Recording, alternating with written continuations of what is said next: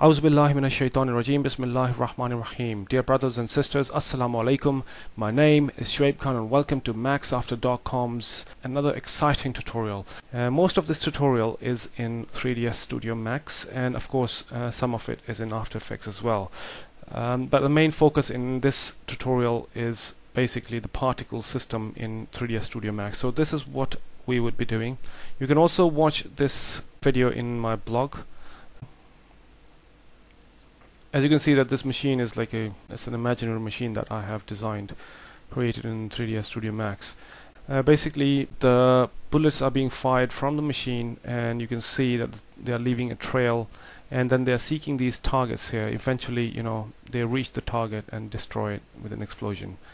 So here we are in 3D Studio Max, and let's start designing the gun.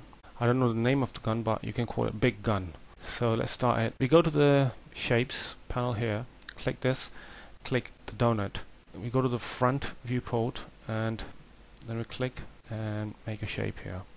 Right, let me just expand this. Okay, so here's our shape, basic shape. What we can do is we can just move it up roughly here somewhere, and then we go to hierarchy and we click here. We highlight the effect pivot only. Use our move tool and we just bring it down roughly here somewhere. We've got our basic shape here, and we just go and make a bevel. See how it looks in here. In the bevel, what we can do is we can just put one here and one here. In level 2, just increase this. It depends how long you want the gun to be. I think that's alright. And come to the level 3 and bevel it from the back as well. So in this way, both of the sides are, you know, beveled. And then what we do is we go back to our top viewport. Then what we do is we go to the tools and we click array. So this is a very strong tool. What we can do here is we just click preview first, and then we go to the rotate panel here, and in z-axis we just increase it, you know, increase it to, let's say, 36. And so we have created the basic shape here. Make sure it's instance. The rest is fine here, so we just click OK. This is a very strong and powerful tool. You can always, you know, explore this tool. For example, if you move these, you can see how it creates different shapes. So you can animate these as well. So let's move on and we click OK. The reason we did instance is because we can always, you know, change one of it and the whole set will change automatically.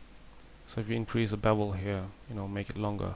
And also another thing that we can do is, let's say if you're not happy with this, with these, the thickness, what we can do, we can always go back to donut, and we can just go to parameters, and we can always change the parameters, you know.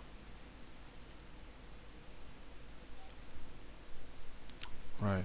And also you've got the ends are a bit jagged, so what we can do is we can go to interpolation, and here we just change this to 20, so it's a bit smoother. Since it's just a low poly model, so we're not doing a realistic model, you know. Now the next step is what we do is we just select all of this and we just say group, and this one's basic.